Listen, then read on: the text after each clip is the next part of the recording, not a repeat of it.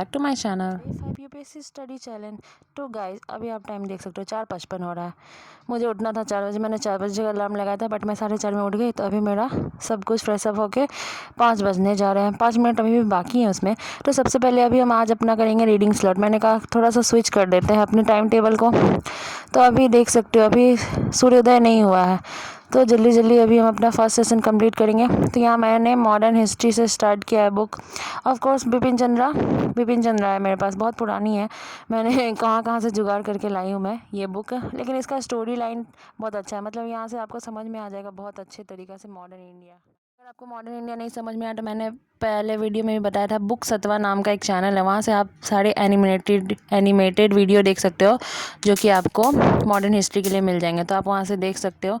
Then आपका अपना vision clear कर लो जाओगे। देन फिर आप एनसीईआरटी 8 क्लास की पढ़ सकते हो, मॉडर्न हिस्ट्री है वहाँ पे भी।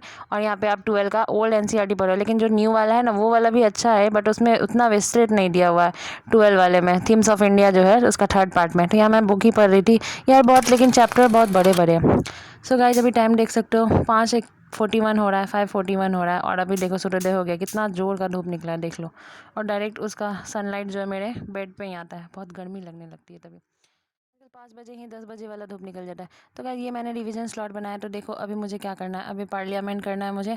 मैंने वहाँ पे काउंसिल ऑफ मिनिस्टर कर लिया है। और फिर भी लेकिन ना पहले रिवाइज कर लेते। तो मैंने फर्स्ट दिन रिवाइज किया था, देन 3rd दिन मेरा ये मैं शुरू से रिवाइज करी संविधानवाद से। और देन उसके बाद राष्ट्रपति करूँगी, देन फिर गवर्नर करूँगी, देन काउंसिल ऑफ मिनिस्टर करते करते और फिर लास्ट में पार्लियामेंट में आधा ही पढ़ पाऊँगी, क्योंकि मैंने इधर रिवीजन जो कर लिया, आधा टाइम तो मेरा रिवीजन में ही चला जाएगा। तो थोड़ा थोड़ा करके ही पढ़ो, लेकिन आप पढ़ो, क्योंकि आपके पास अब ज़्यादा टाइम नहीं बचा। अगर आपका पहले से रिवीजन किया हुआ रहेगा ना तो बाद में रिवीजन करने में आसानी होगी। ऐसे अगर आप मान लो दिसंबर के बाद स्टार्ट ही करते तो लगेगा सब आप भूल गए हो, सारा लेक्चर भी भूल गए। मैं भी आधा लेक्चर तो भूल गई हूँ, कुछ कुछ याद है मुझे। क्या करूँगी ना, एक बार और लेक्चर देखूँगी रिवीजन करने के बाद। सो गाइज आजकल पता नहीं इतने सारे बादल कहाँ से आ गए, पूरा एकदम दार्जिलिंग वाला मौसम दिखता है यहाँ पे। तो ऑफ कोर्स दार्जिलिंग यहाँ से पास में ही है, सिलीगुड़ी भी ऑफ कोर्स पास में ही है। तो ऐसा लगता है मैं सिलीगुड़ी और दार्जिलिंग में ही आ गई हूँ। देन अभी मैंने अपना स्टार्ट किया, 6:30 होने जा रहे हैं। अभी मैं फिर से रिवीजन ही करी थी अभी पॉलिटी का, वो ख़त्म करके अभी मैं मॉर्निंग वाटर पीऊँगी। देन उसके बाद मैंने स्टार्ट कर दिया है पॉलिटी का एमसीक्यू क्वेश्चन। तो मैं देख रही थी, तो आप देख सकते हो ये मैम के ना 20 लेक्चर है जो एमसीक्यू है पॉलिटी के। तो मैं रिवीजन करने के बाद ये वाले क्वेश्चन आंसर लगा लेती हूँ, जिससे मेरा कॉन्सेप्ट और क्लियर हो जाता है कि मैं कहाँ कहाँ गड़बड़ कर रही हूँ। जैसे वो होता है ना, राष्ट्रपति का पद 5 साल के लिए होता है, तो वो कब पद धारण करेगा, तो वैसे ऐसे स्टेटमेंट दे देते हैं ताकि आप कंफ्यूज हो जाओ। तो ऑफकोर्स आप भी ये काम कर सकते हो, इससे आपको वो चीज़ है ना और अच्छे से याद हो जाएगी। क्योंकि अनुच्छेद जैसे आप मिस कर जाते हो, आपने याद किया इतना बार, लेकिन फिर भी जो स्टेटमेंट आपके नोट्स में रहता है वो स्टेटमेंट यहाँ नहीं रहता, थोड़ा सा हेर फेर रहता है। इसलिए आप एमसीक्यू प्रैक्टिस करो। आपने देखा भी होगा, अवध ओझा सर ने भी अपने मोटिवेशनल वीडियो में बताया है कि आप 10 एमसीक्यू रोज करोगे ना, आपके पास से मतलब प्रीलिम्स आते आते आप कितने सारे एमसीक्यू सॉल्व कर चुके होगे। 2000 years later. सो का जब भी आप टाइम देख सकते हो, अभी 8:30 होने जा रहा है। तो अभी मुझे करना है मॉडर्न हिस्ट्री का लेक्चर, सॉरी मेडाइवल का लेक्चर लेना है, क्योंकि मेरे पास 2 बचा हुआ है। आज मुझे उसका ख़त्म कर ही देना है, क्योंकि 17 लेक्चर है, उसमें से मेरा 14 लेक्चर हो गया, 2 लेक्चर और बचा है, तो जल्दी जल्दी मैं वो करूँगी। देन उसके बाद मैं एनसीईआरटी से स्टार्ट करूँगी, क्लास 7 के एनसीईआरटी, जो कि आपको पता है मेडाइवल पे है। देन आप 12 के जाओगे, थीम इंडिया, वो भी 12 में है।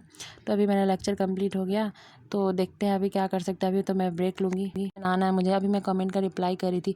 तो गाइज़ प्लीज़ देखो आप लोग का वॉच टाइम कितना है। वीडियो इतनी बड़ी 6 मिनट की होती है और आप लोग 1 मिनट देखते हो, प्लीज़ ऐसा मत किया करो, फुल वॉच किया करो। तो गाइज़ मैं आफ्टर ब्रेक आ गई, मैंने नहा लिया, पूजा भी कर लिया। और अभी मैं डिस्कस कर रही थी कि मुझे और क्या करना है, हिस्ट्री का लास्ट लेक्चर बचा है मेडाइवल का, आज उसे पूरा कर ही लेना है। क्योंकि यार जल्दी जल्दी पूरा नहीं करेंगे, मेरा बहुत सारा बैकलॉग है। एंशिएंट हिस्ट्री का बैकलॉग बचा है, साइंस टेक का बैकलॉग बचा हुआ है, मॉडर्न हिस्ट्री तो अभी चल ही रहा है, इकोनॉमिक्स का बैकलॉग बचा हुआ है, इंडियन ज्योग्राफी का एक बैकलॉग बचा हुआ है। इसलिए जल्दी जल्दी बैकलॉग कवर करना है। देन उसके बाद रिवीजन है, और फिर उसके एमसीक्यू प्रैक्टिस है। देन उसके बाद आंसर राइटिंग भी करना है। डेली आप एक आंसर राइटिंग लिखा ही करो। अगर आप अभी तक स्टार्ट नहीं किया, तो मैंने बहुत लेट से स्टार्ट किया, क्योंकि लिटरली मुझे समझ में नहीं आ रहा था। तो गाइस चलते अब हम अपना आंसर राइटिंग करेंगे। तो मेरा आंसर राइटिंग क्या है, भारत में राष्ट्रपति का चयन और मनोनीत कैसे होता है, यानी आपको पता है एकल संक्रमणीय विधि से हमारे राष्ट्रपति चुने जाते हैं। तो यहाँ पे गणतंत्रात्मक का मैंने गलत लिख दिया था, तो मैं फिर से लिख रही हूँ। तो ऑफकोर्स आपको पता है गणतंत्र में क्या होता है, जनता द्वारा जनता के लिए सरकार होती है लोकतंत्र में। तो ऑफकोर्स जो राष्ट्रपति है वो सर्वोच्च पद होता है भारत का। राष्ट्रपति तो ऑफकोर्स अनुच्छेद 52 में दिया गया कि भारत का एक राष्ट्रपति होगा। फिर अनुच्छेद 54 में दिया गया है उसका निर्वाचन कैसे होगा, एकल संक्रमणीय मत द्वारा अप्रत्यक्ष चुनाव किया जाता है। तो उसी को डिस्क्राइब करके आपको लिखना है। इसमें मैंने करंट कुछ भी ऐड नहीं किया, सर ने जो नोट्स लिखवाया उसको मैंने याद किया था, उसी को मतलब अपने लैंग्वेज में लिखनी है। उसके बाद मैं मॉडल आंसर से मिलाऊंगी। तो ऑफकोर्स उसका निर्वाचन कैसे होता है आपको लिख देना है। तो कौन कौन से सदस्य भाग ले रहे हैं आपको ही पता है। संसद के दोनों सदस्य होते हैं, विधानसभा के मनोनीत सदस्य होते हैं, नहीं निर्वाचित सदस्य होते हैं, मनोनीत सदस्य नहीं होते। और सारी दिल्ली और पौंडीचेरी के निर्वाचित सदस्य होते हैं। तो आपको ये याद रखना है कि विधानमंडल के और ये तीनों के जो मनोनीत सदस्य को नहीं लाया जाता है। जब मैं ब्लॉग देख रही थी उसके बाद लैपटॉप में।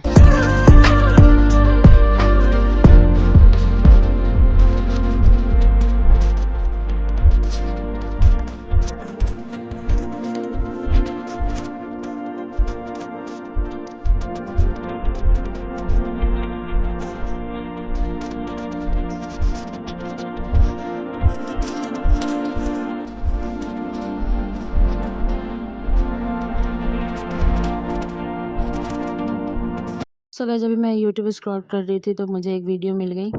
वो वीडियो है बीपीएससी की प्रिपरेशन कैसे करें, वो भी 69। तो मैं देख रही थी, एक्चुअली मैं बिहार से बिलोंग करती हूँ तो ऑफकोर्स मुझे बीपीएससी देना ही होगा क्योंकि बैकअप प्लान भी रहना चाहिए हमारे पास। तो लेकिन मैं देख रही थी कि सिलेबस सिमिलर है कि नहीं। तो सर वही बता रहे थे। तो इस सर बिहार के ये खान जीएस सेंटर में सर सोशलॉजी पढ़ाते हैं, ऑप्शनल फॉर यूपीएससी। तो मैं सर का देख रही थी कि कैसे अप्रोच रखना चाहिए दोनों के लिए। चैनल सब्सक्राइब कर देना। Okay bye.